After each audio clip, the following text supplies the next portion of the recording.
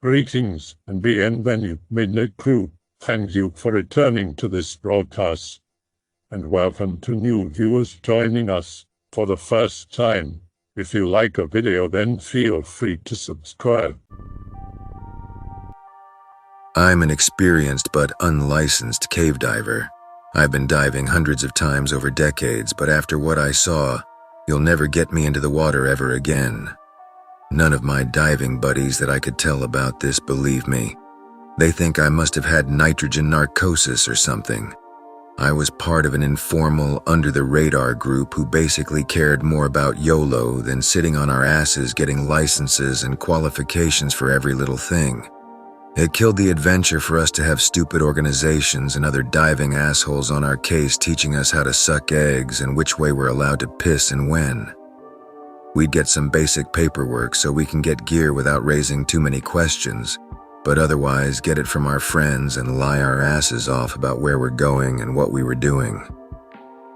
A friend and I were illegally diving in a cave and he was killed by some kind of organism that I only saw briefly, but it looked like pick-related.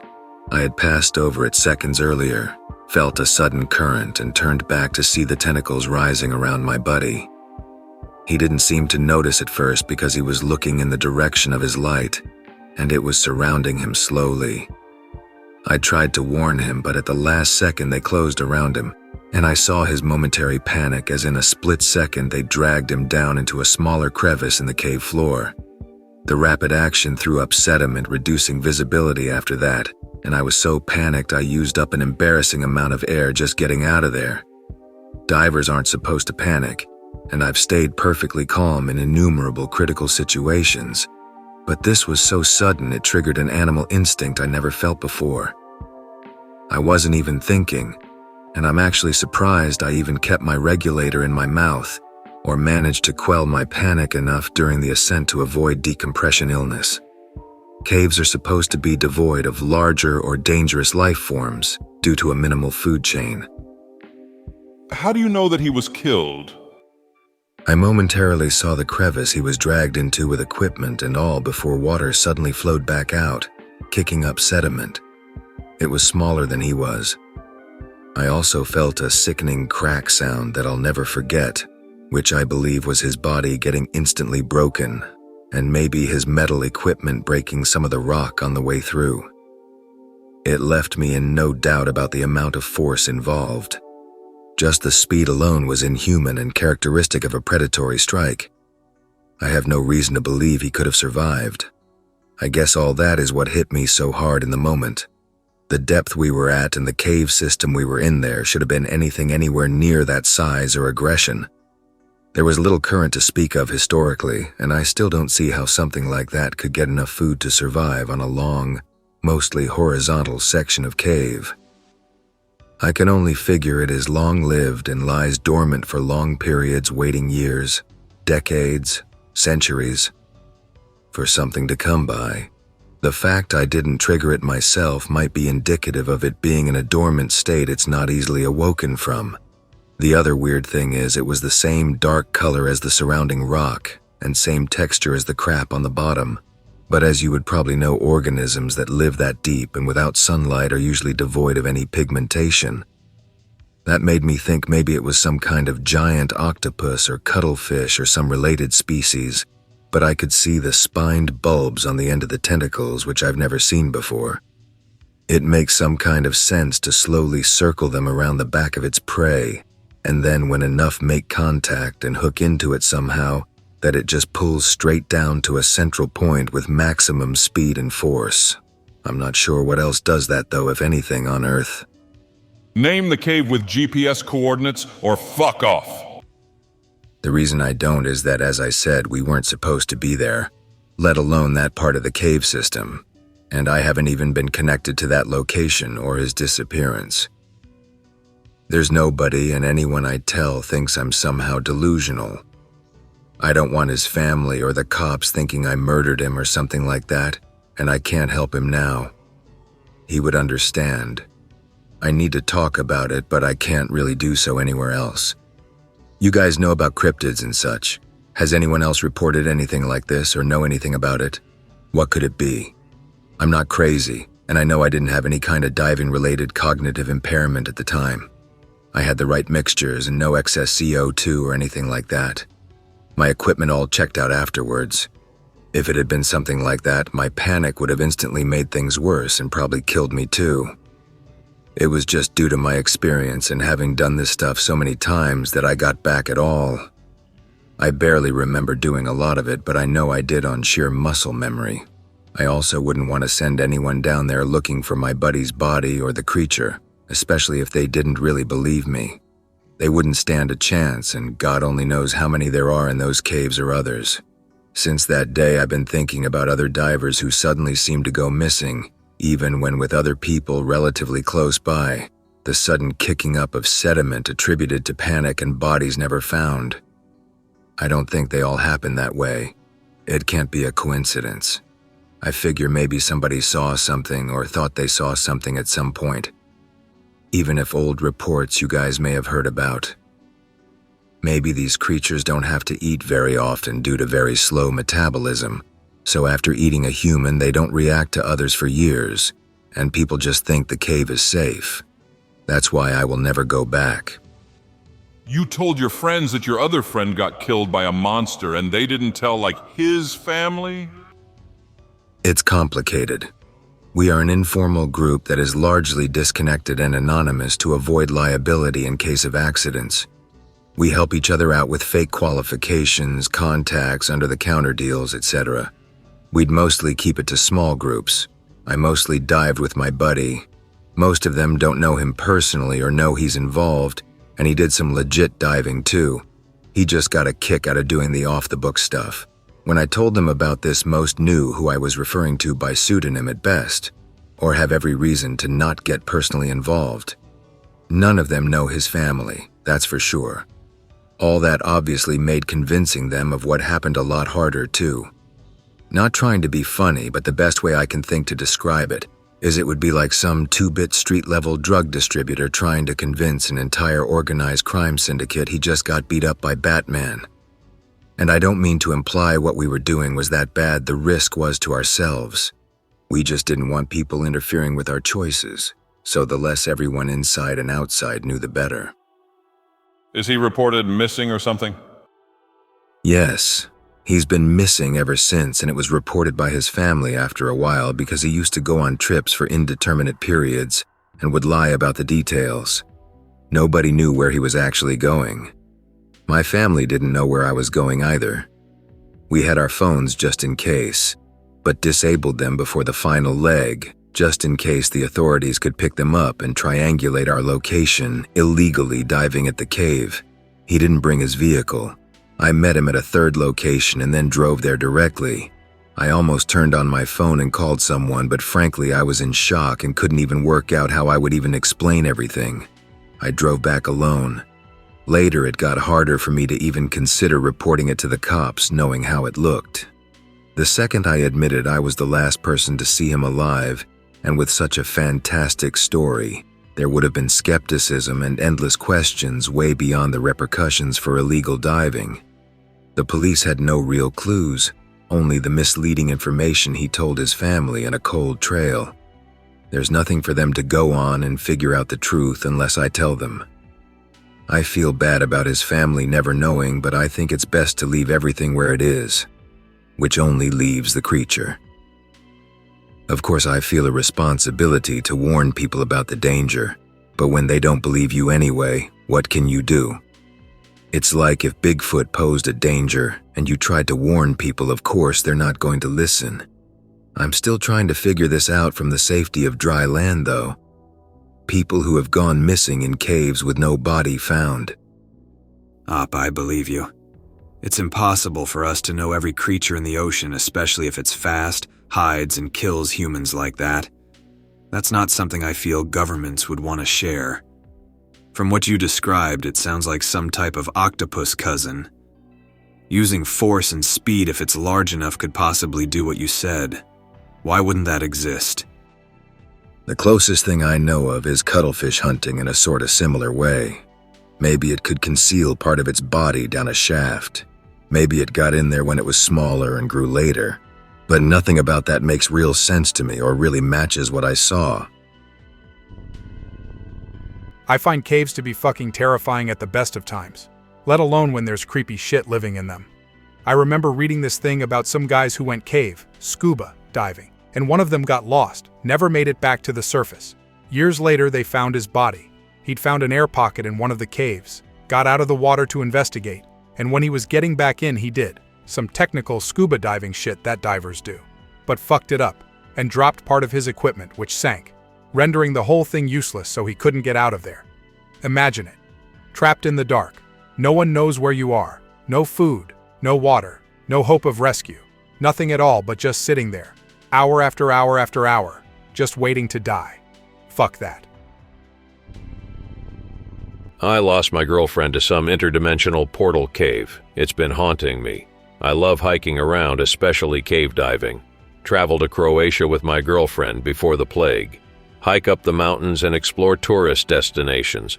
I brought caving equipment with me before we left and decided to find some nice places to explore.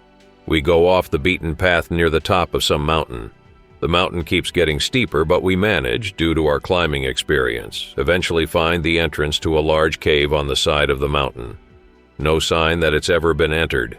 Usually there are signs to ask a guide or not to enter if you're inexperienced. Enter anyways. Turn our flashlights on and see spiders and worms everywhere and water running down the sides of the cave.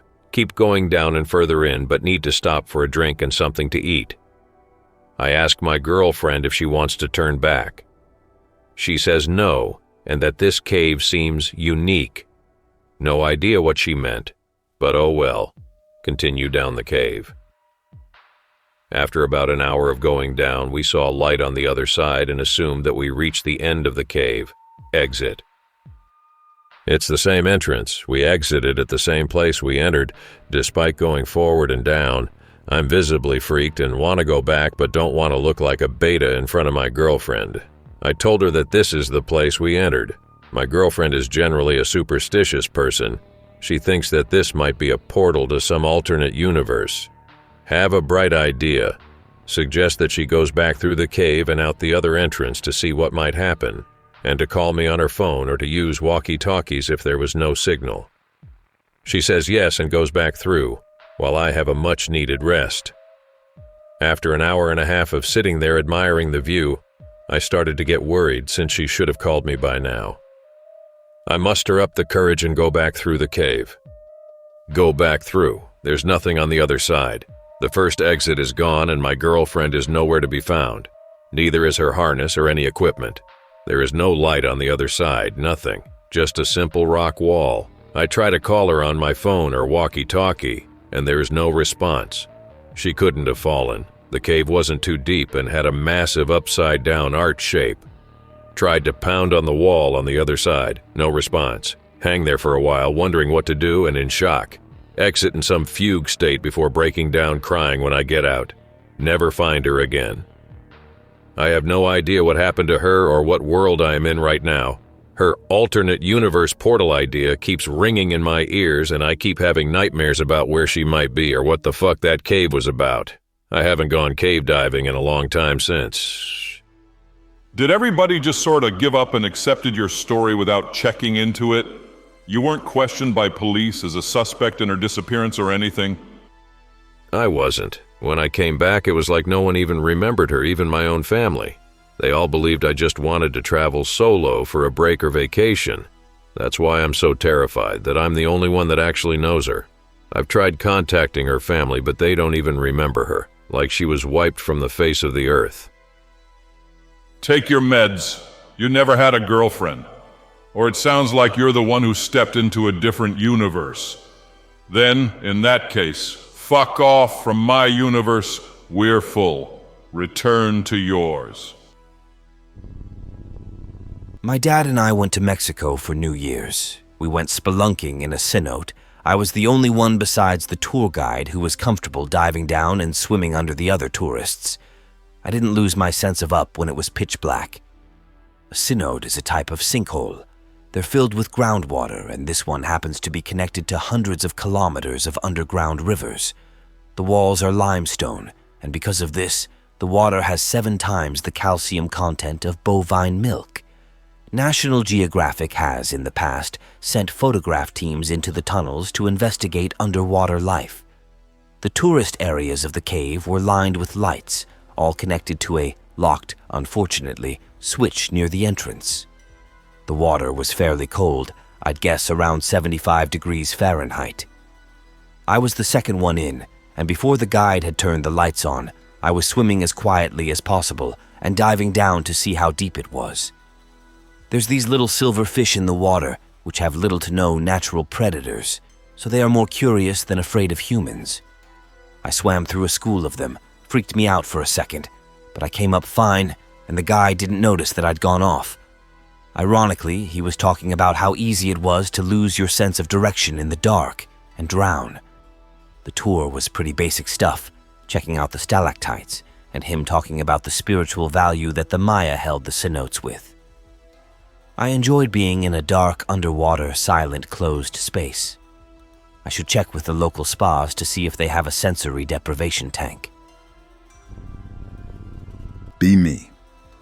19 crazy into cave diving. Been doing it with family since 15. Buy $500 truck from Craigslist. Make it run well with another 200. Take my thousands of dollars worth of diving shit down to Florida to dive in some caves. Some guy on a forum found in 2006. Story takes place in autumn of 2014.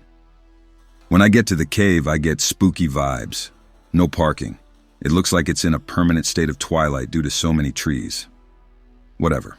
Put on a wetsuit, oxygen tank, rebreather, knife, 1,000-foot waterproof string so I don't get lost, a massive wheel I drag behind me, and bring snacks, phone, watch, and wallet in waterproof bags. The car has no locks, and there's no telling where I surface. It's stupid diving alone, but whatever. Dive. Remember instructions from the forum and go straight under the east side ledge into the cave. The cave is a straightaway that goes down at a 45-degree angle. Hard to get lost. Cave levels out. Swimming through, and before I know it, there's a lot of turns I've gone through. Pressure is increasing for some reason. String still trailing behind me. Decent .jpeg. Pressure is still increasing. What the fuck, how deep am I? No instruments to tell depth. Decide to turn around. Follow string. Something's wrong. String no longer luminescent green, now purple. Maybe water shifting colors, whatever. String leads to cavern I've never been in. Panic. Swim around helplessly until I see natural light in the distance, further on another cave. Abandon string and swim towards light. Get to light. Exit out of a cave somewhere in an absolutely massive lake. Where I entered was practically a pond. Concerned, but have everything I brought and need, so it's okay. Surface, 500 feet from the nearest shore. Swim to shore, the lake is seemingly in the middle of forest. Take off flippers and walk in wet shoes that I keep in case I surface in a not-for-barefoot area. The forest is kinda chilly, near 40 degrees. Walk for hours, eat all my snacks, stumble upon the road, hitch a ride to the nearest store. The guy is kinda weirded out by me in a wetsuit in this weather in his car, but whatever. While in the car, ask where I am. You gotta be kidding me, right? No, where are we? Near Jackson Hole, Wyoming. Wyoming. Fucking Wyoming. Thank him and get to the general store. Buy coat and other clothes with money saved on Shipmobile. Notice a lot of Yellowstone souvenir stuff. Must have surfaced in one of Yellowstone's lakes. Ask for places near here to stay a night. He gets his son to drive me to an inn. Stay until I manage to get back to Tennessee where I live. Never went back for the truck. Never went cave diving again. Any ideas what happened? I'm still at a loss. Oh, well, damn, that is a long-ass swim. Florida to Wyoming. Maybe you stumbled on a time portal. Or maybe you're just full of shit. Be me, rural Kentucky. Something that you should know. There are caves everywhere, like under your feet at all times everywhere. Acid rain plus time literally melts the limestone in the area. So there are pretty incredible underground rock formations pretty much everywhere. Mammoth Cave is a world-famous example, but I can tell you from personal experience that there are a lot more. For example, I know there is a very large network underneath the city of Bowling Green. Big enough for you to drive a semi through, type big. Most caves are smaller sinkhole-type things. But the thing is, there is no way of knowing if they connect out to larger caves, because the way they form, they often are connected. Okay, here is one of the spooky stories. I was probably 8 or 9 at the time, hanging out with a really close friend at the time. She was another semi-social outcast, and we spent a lot of time outside exploring. People knew us as a less sad version of the kids from Bridge to Terabithia. Anyway, we were exploring this one place, generally kinda creepy on its own woods, that bordered an abandoned golf course. Abandoned houses and golf carts mixed with other oddities, plus very dense woods. We come across a cave, essentially just a slit in the ground, maybe 12 feet long and 2 feet wide.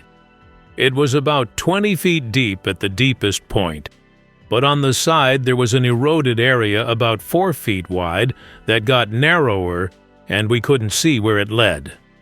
This is pretty normal, as anywhere water and limestone meet, the limestone opens up a passageway. Anyway, we just messed around and were talking up a storm about Merlin and fantasy stuff when the girl, let's call her Sarah, told me to shut up and look at the cave. I shit you not, at the little eroded part, there was what I can only describe as a half-skull thing looking back at us. The creature, or whatever it was, is hard to describe. It had like a human skull head, but the bottom jaw area seemed to be more malleable, like the bottom jaw could move horizontally to get wider. It sorta just stayed there looking down at us, and it looked back at us, and did the weird horizontal smile back at us. We couldn't see the rest of the body, and there was no weird smell or anything like that, or at least that I remember. Also, before anyone asks, there was no creepy, overpowering feeling of dread. More like when you're a little kid and you stare at a homeless person for too long and they stare back at you and you get that feeling. Who knows, I was young and a long time ago. We kind of freaked, and Sarah had the genius idea to take a small dead tree, and together we shoved it down into the hole, right into its smiling face. Then we ran like hell. That's pretty much it. Me and the girl don't really talk much now, but stay in some contact.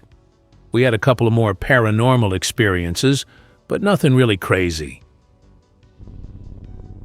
Some of you may remember Diver Anon. He used to stop by on Fridays and share spooky diving stories.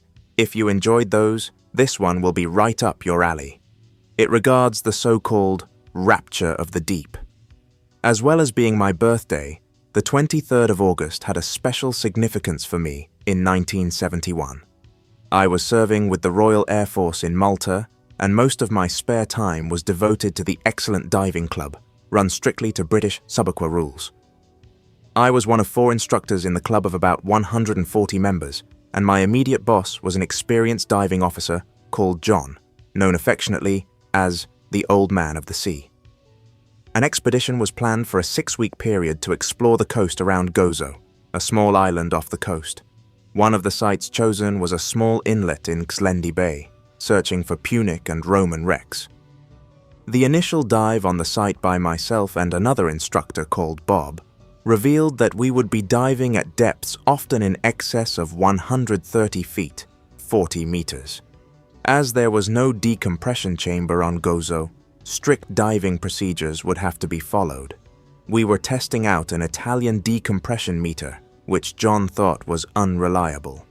The descent to 130 feet was uneventful, and all was going to plan when Bob's demand valve started acting up, restricting his intake of air. Against all the rules, he indicated to me to stay down while he surfaced and sent down the standby diver to keep me company. I swam around for a while looking for anything of interest on the rocky ocean floor. I saw a light ahead of me and was drawn to it both by curiosity and by what seemed to be an unknown force. Over the next ridge and much further down, I saw a very beautiful young woman, tall and slim, with a lovely figure, standing at the entrance to a large cave. She was dressed in what looked like a white Indian sari. She wore sandals, her hair was plaited, and her wrists were adorned with various bracelets. The incandescence of the surrounding area added to the serenity and calm of the sight before me. I thought that I must be suffering from the narcs, nitrogen narcosis. In the early days of diving, it was described as the rapture of the deep, a feeling of euphoria closely resembling drunkenness. As a very experienced instructor with more than 200 deep dives under my belt, I realized that I was in deep trouble, deep being the operative word. A look at my depth gauge revealed that I was 230 feet, 70 meters, down. The Italian decompression meter strapped to my wrist had long since given up as it was full of water. Fascination at what I saw overruled my training and my immediate need for an ascent and decompression procedures. Then she spoke. "Hello. I have been waiting for you. Do not be afraid. I mean you no harm. With me, you are safe." I backed away, but she smiled, walked towards me, and held out her hand. It felt warm, sensual, and safe, and my fear disappeared. "When you return to me, I will be waiting for you. Then you will stay with me forever. I have a gift for you." She handed me a small jar, about 5 inches, 13 centimeters, tall, shaped like an amphora, which I took from her with my other hand. "Now you must go. You will always be safe for your return to me," she said. As I ascended, I saw her waving as she slowly faded from view into the azure depth. After a very long decompression stop, aided by a spare set of air cylinders, it was explanation time. The needle on the depth gauge registered 235 feet, 72 meters. "Faulty gauge," said John, "because if it isn't, then you are in a lot of trouble. With that sort of depth on the clock, you had better stay within the camp area and keep someone with you in case of any bends problem." About 1 week later, I was summoned by John, who told me that the depth gauge had been tested and was completely accurate and serviceable, making my dive the longest and deepest in club history. Why I did not get the bends was a mystery to him. He also told me that Mr. Malia, the curator of the archaeological section of the Malta National Museum, had identified the jar I had retrieved as a Phoenician scent jar of about 2000 BC, used by the royal ladies of that time. The mystery was that its contents still smelled fresh, the potter's stamp on the side of the handle was crystal clear, and the jar was described in the report as being in mint condition. John was curious where I had got it. "You wouldn't believe me if I told you," I said. In September 1995, I revisited Zelendi Bay and swam out to the entrance of the bay for old time's sake. The next day, on my return to England, I suffered a severe heart attack. I was very fortunate to survive. When I was a kid, I lived in Colorado near a park called Ridgeview Glen Park. I walked by it every day on the way to school. I also used to play in it with my brother and his friends. In the middle of a field in the park, there was a large entrance to a storm drain with a pool of water in front of it. I remember once, I was walking by the storm drain, and my friend Ben told me a strange story. He said that there was a kid that lived in the neighborhood near the park named Steve, and one winter, he fell into the pool of water in front of the storm drain. Since it was winter, lots of snow had melted, and the pool was very deep. Anyway, apparently Steve drowned, and now his ghost haunts the park and the storm drains, and the locals apparently call him Scuba Steve. I did my research, and while I haven't found anybody named Steve, it's not unheard of for people to drown in storm drains in the area. Also, when I was a kid, I asked Ben's dad, and he said the story was true, but he could have just been humoring us. Ben was far from trustworthy. He told us stupid lies all the time, so at first, I thought it was nothing more than just a story. However, there were 3 strange occurrences that I witnessed that made me think there might be something more to this story. Here's the first occurrence. Me and my friend Elliot used to explore the storm drains during summer when the water was shallower. We were obsessed with a show called Lost Tapes on Animal Planet, where each episode tells a story about a different cryptid. There was an episode about a lizard man that lives in storm drains and sewers, so we frequently wandered through the sewers to search for a lizard man. One day, we actually found something. We were walking through, and in the dark, we thought we could see the silhouette of a person. We cautiously stepped closer, and the silhouette began running towards us. Naturally, the two of us hightailed it out of there. The second occurrence also happened to me and Elliot. One day, we checked out the entrance to the drain and found that the water at the bottom was far too deep for us to go inside. Instead of going in, we entertained ourselves by throwing rocks into the water and mocking Scuba Steve. We called it whatever childish insults we could think of, when all of a sudden, the water started violently splashing. We stared in awe for a couple of seconds, and to make sure it wasn't just a rock we threw splashing. And when it continued, we fled in terror. It was as if some invisible being was splashing around in the water. The third occurrence happened at Ben's birthday party. It was late at night. My brother Ben and our other friend Preston and I were all begging Ben's parents if we could go out and search for Scuba Steve. His parents said it was too late at night, but eventually, we convinced them to let us go. We went down to the park, and there was a kid there. I don't remember his appearance very well, but I do remember that he was very skinny, and though it was dark, thanks to the streetlight nearby, I could tell that he had dirty blonde hair. We ended up playing with the kid for a while, completely forgetting about our search for Scuba Steve, when eventually the kid said that he needed to go home. We said goodbye, and he left. Then, something that I find very strange happened. The kid, rather than going down the sidewalk, walked into the field and into the storm drain. That was the only time I witnessed what could have been Scuba Steve.